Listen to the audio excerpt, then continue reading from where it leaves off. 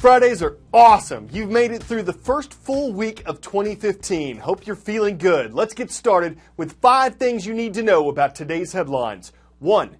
It's cold in America. From the Great Plains to the Deep South, temperatures dove to single digits yesterday. That's in Fahrenheit. 2. Blame the Arctic. It sent the blast of frigid air that glazed firefighters with ice as they worked to put out a blaze in Indiana. It caused districts to cancel or delay school days in several cities, including Chicago, where wind chills were well below zero. Animal control officers were out also in different cities looking to help pets that might have been left out in the cold. Point 3 takes us to France. An intense manhunt was on last night for 2 brothers who were suspected of carrying out Wednesday's terrorist attack at a satire magazine. 12 people, including 2 police officers, were killed. A 3rd suspect has turned himself in. 4. The brothers are in a U.S. database of known or suspected terrorists. They've been on the no-fly list for years. They're now the most wanted men in France. 5. The tail section of Air Asia Flight 8501 has been located in the Java Sea. The plane disappeared in rough weather on December 28th with 162 people aboard. Search officials are hoping the tail will hold the answers to what exactly happened to the flight. Divers fought the unrelenting currents on the surface of the Java Sea. Down below, in murky water, they're fluttering like flags, clinging to ropes leading 30 meters down to the sea floor.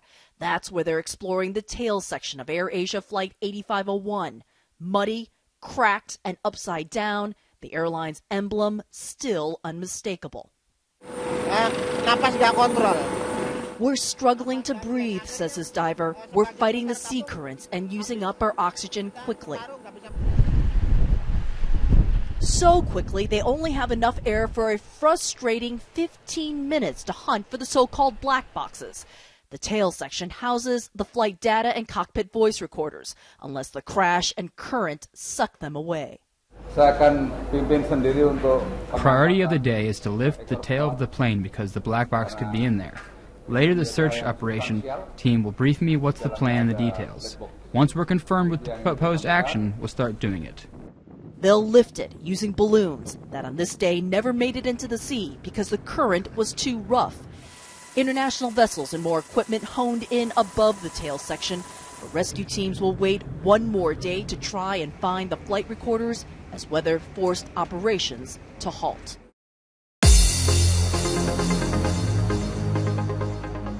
Let's take a few moments and see who's on a roll today. East Gaston High School, the Warriors of Mount Holly are here. Hello, North Carolina. Richmond Hill is a city in eastern Georgia. It's where we found Richmond Hill Middle School. The Wildcats are watching. And in the Sunflower State, we are in Kansas, Toto. Good to see St. John's Catholic School is watching in Beloit. Last year was a sort of comeback year for the mumps. Haven't heard of that? It's been decades since the disease was common in the U.S. Your grandparents probably had the mumps and are now immune to it. You've probably been vaccinated and are immune to it. Before that vaccine was available, the CDC says around 186,000 Americans got the mumps every year. Today, it's usually just a few hundred per year.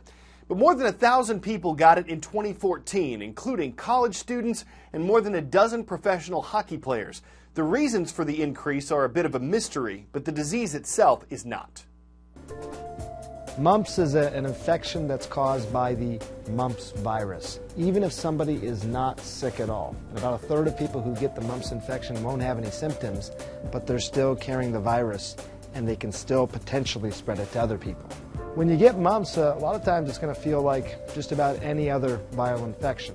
But the real characteristic about this particular infection distinguishes just about anything else. Doctors know this. The moment someone walks in is right here. It's these parotid glands. It's what makes you look like a chipmunk. Most of us just get 2 shots to protect us against mumps in our lifetime. One when we're about a year old and another one when we're between 4 and 6 years old. But if you're a healthcare worker, if you're someone who may be in close contact with people with mumps, or if you're traveling to an area where mumps is more endemic, you might consider getting another booster shot. With mumps, just like a lot of other viral infections, the treatment is what we call symptomatic. You're basically trying to let the body get through this period of illness. But for most people, it's a lot of sleep, It's a lot of rest overall, staying hydrated, and letting your body overcome this infection. For the vast majority of people who get mumps, and still about 1,000 people a year in the United States do get it, they're going to be just fine. So you just got to keep an eye on things. If you're getting particularly ill, go to the doctor. But for the most part, people are going to overcome this just fine.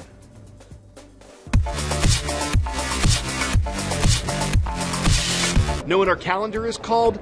The Gregorian calendar. It's named for Pope Gregory XIII, who established it back in 1582. But the month of January is named for something far older than that. It's named for Janus, the mythical Roman god of beginnings, also the Roman god of doorways. That's random. The U.S. Capitol building. It's under scaffolding for repairs, but it's where the 114th U.S. Congress is now seated and working.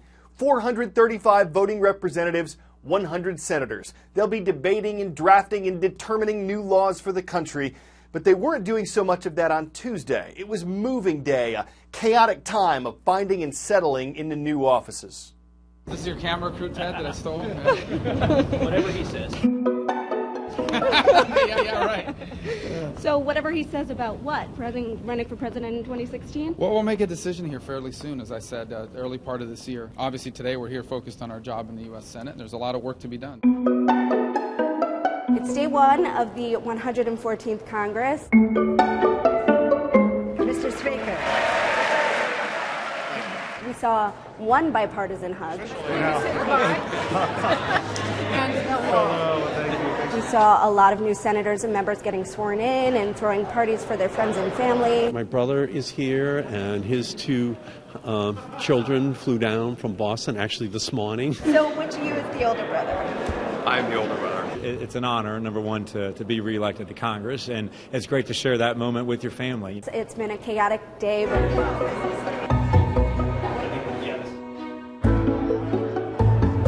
Seeing folks inside try to figure out their new offices and move in boxes and move in desks. There's been kids, dogs, all kinds of family everywhere as Republicans take control of both the House and the Senate. It's been really interesting to see some of these folks who on the campaign trail were these rising up and coming stars get into their new digs on Capitol Hill. Mia Love is a rising Republican star from Utah, and Paul Ryan came and hugged her parents, said hi. This was after she had a private meeting with a Mormon elder who came here to bring a historic Bible for her to get sworn in on. So it's been a crazy day for her. You know, a lot of fun and games today. Business really starts tomorrow.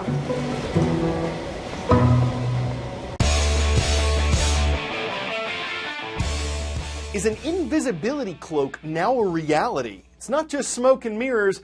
Well, it kind of is. The device bends light and sends it through a number of lenses. The result? It appears you can see through objects placed between the device and what you were originally looking at. Practical use. Think of surgeons who could see through their hands while operating. It's not terribly expensive. The inventors say you can build your own for under $150. It's something you'd have to buy sight unseen. It cloaks objects in plain sight. And if you eye it closely, you could see eye to eye on why it took a visionary to devise the device and how it lends itself for a closer look. CNN Student News returns Monday. Hope all of you have an excellent weekend.